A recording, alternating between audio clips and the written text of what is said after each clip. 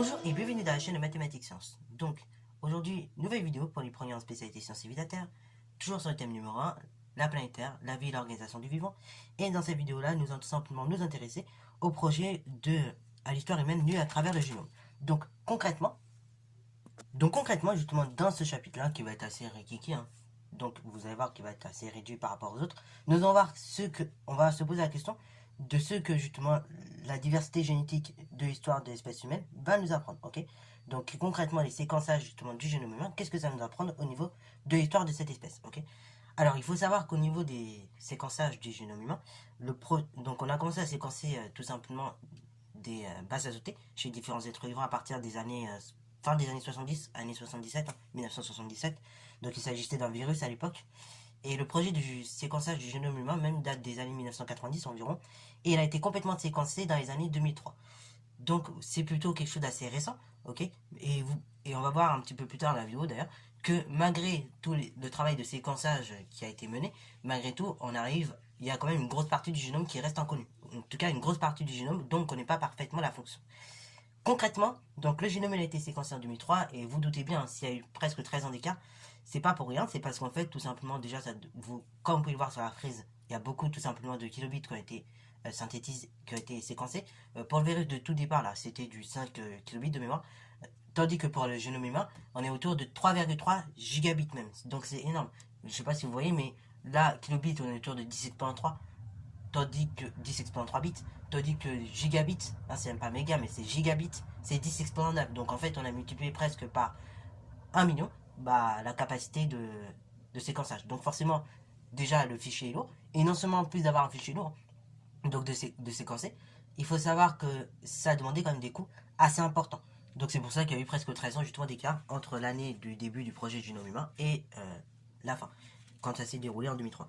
Et donc, suite à ce séquençage, concrètement, on a pu identifier 20 000 gènes qui occupent chacune des cellules humaines. Et donc, ce qui représente, par rapport à la totalité du génome, donc de l'ensemble des gènes contenus dans le corps humain, environ 1,5% de la totalité du génome.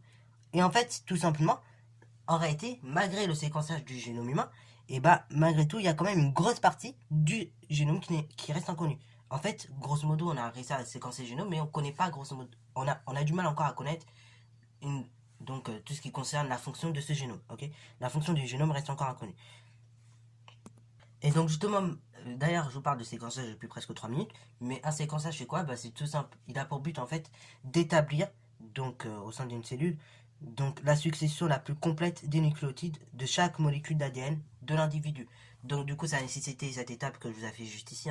Donc d'abord, il va y avoir une extraction, ensuite, on va hybrider chacun des brins, et après, donc vous allez avoir un certain nombre de mesures physiques qui vont être faites pour avoir après la fabrication de nouvelles amorces et compagnie. Ok, et comme ça, avoir un génome humain complètement séquencé. Et ainsi, donc, la complexité de séquençage liée aux différents génomes humains va révéler donc tout simplement la complexité du génome humain, ok, et également une diversité. Et donc, tout simplement, maintenant, si on compare les différentes séquences du génome entre différents humains, ok, entre différents individus, on va quand même s'apercevoir qu'à l'aide de cette comparaison, on va pouvoir déterminer des relations de parenté. Vous vous souvenez avec les arbres de parenté comme ceci. D'ailleurs, petite parenthèse, on en reverra en terminale en enseignement scientifique, puisque c'est notre programme d'enseignement scientifique SBT. Et donc, du coup, ça permet, comme ça, je vous l'ai dit, d'établir des liens de parenté entre des individus. Et également, donc, la présence de gènes, donc, qu'on appelle des SMP, qui prédisposent à l'apparition de cancer, par exemple. Ok, voilà. Alors, justement, ok, on a vu tout ce qui est en lien avec la connaissance du génome humain. Mais également, cette connaissance du génome humain va nous permettre de lire à travers de l'histoire de l'humanité. Autant justement...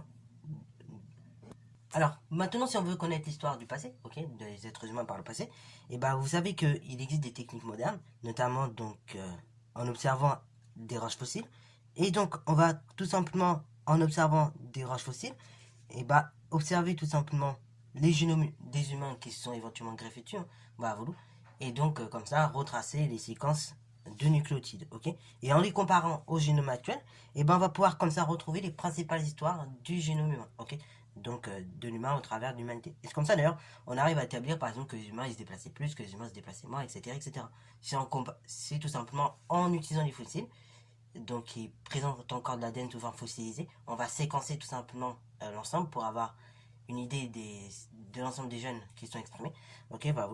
Et comme ça me permet de comparer au génome actuel et donc de voir un petit peu les différences ou au contraire donc les ressemblances et de reconstituer l'histoire du génome humain. Alors, ok, d'accord. Cette histoire de la connaissance du génome, ça permet de connaître l'histoire de l'humanité, mais également, il n'y a pas que l'histoire, il n'y a pas que la connaissance du génome, on va dire, elle est insuffisante si on veut étudier vraiment de façon globale, tout simplement l'évolution de l'humanité. En effet, puisqu'il n'y a pas eu que des évolutions, que des variations en termes de génome, il y a également des variations, ces variations génétiques, parfois, elles peuvent être liées à des contraintes environnementales. Par exemple, si je prends le cas de la peste noire, et la peste noire, il faut savoir que c'est un virus qui ravageait beaucoup de monde en Europe, au XIVe siècle, si je dis pas de bêtises, et donc, plutôt fin du XIVe siècle d'ailleurs, sur le précis, et donc, du coup, à un moment donné, les humains, afin de survivre dans ces conditions de milieu qui étaient un peu difficiles, donc c'est-à-dire avec la présence de la peste noire, à un moment donné, les humains, donc par le biais du hasard finalement, certains ont pu développer tout simplement au niveau des gènes permettant la résistance à des bactéries qui causeraient la maladie de la peste, qui causerait donc la maladie de la peste noire, ont pu développer une résistance, ok. Et ce développement de la résistance du coup, c'était un allèle finalement qui était favorable par rapport aux conditions du milieu. Et donc ces individus-là qui possédaient ces allèles donc de résistance donc par rapport à la bactérie causant la peste noire ont pu mieux se reproduire, donc conserver leur descendance, survivre, et comme ça, du coup, ils ont pu renouveler leur descendance et l'allèle a eu plus de chances de se transmettre. Et c'est comme ça que la maladie s'est éradiquée. Alors d'ailleurs, c'est un processus qui est totalement possible pour, par exemple, la maladie du Covid-19. Donc là, ça serait par le biais du hasard. À un moment donné, on a un humain qui développe tout simplement au niveau de son génome donc des allèles donc qui auraient une résistance face à la maladie du Covid-19, donc face à la bactérie causant la maladie du Covid-19. Et puis du coup, cet individu, il serait avantagé puisque par sélection naturelle, il va se reproduire plus facilement. Donc il va survivre plus facilement et va tout simplement créer une descendance ayant le même génome que lui, ok, du moins ayant cet allèle-là avantageux qui aura plus de chances de se transmettre.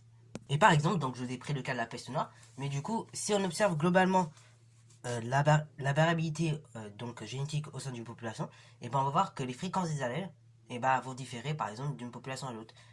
Par exemple, si je prends la peste noire, comme je vous l'ai dit, on a l'allèle donc qui indiquera tout simplement une résistance face à la peste noire, il sera beaucoup plus élevé en termes de fréquence que l'allèle, que par exemple en Asie, en Asie de l'Est. Ok, et c'est de même par exemple pour la tolérance du lait, c'est dû à la sélection naturelle, puisque faut savoir qu'on était plutôt lorsque l'être humain a commencé à se déplacer et donc à changer de régime alimentaire, il faut savoir qu'au départ on mangeait beaucoup de viande, donc on était plutôt de type carnivore, et à un moment donné on a dû s'adapter à l'agriculture.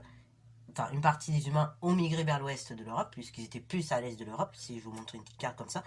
Donc, il y avait en quelque sorte un métissage entre les Denisoviens et les hommes modernes. Et après, tout ça, donc, dans la zone où il y avait des Denisoviens, il y a une partie d'eux qui sont partis vers l'ouest, donc, pour vivre dans une société avec des Néandertaliens. Et donc, dans cette société, ils ont dû un peu plus apprendre à vivre avec les conditions du milieu, notamment l'agriculture, et donc, tout simplement tolérer le lait. Et les individus qui avaient possédé l'allèle, donc c'est tolérance à la lactase, voilà, donc LT6, un truc comme ça. Dans ce cas-là, eux, ils ont pu mieux survivre face à ces conditions-là. Et donc la fréquence de cet allèle a été beaucoup plus importante chez les hommes néandertaliens, donc de l'Ouest plutôt, que chez les Denisoviens. Ok, voilà. Donc conclusion, finalement, les mécanismes également de sélection naturelle, donc passés ou bien même présents, vont contribuer tout simplement comme ça à une variabilité donc du génome et à une diversité de celui-ci, ok, entre diverses populations. Voilà, mais concrètement, au sein des ok, on a compris qu'il y avait des variabilités donc du génome qui peuvent être causées de diverses façons par l'environnement, par tout simplement des mutations, tout ça. Mais cependant, comment concrètement notre patrimoine génétique il s'exprime? Ça sera l'objet du prochain chapitre. Je vous révèle pas tout.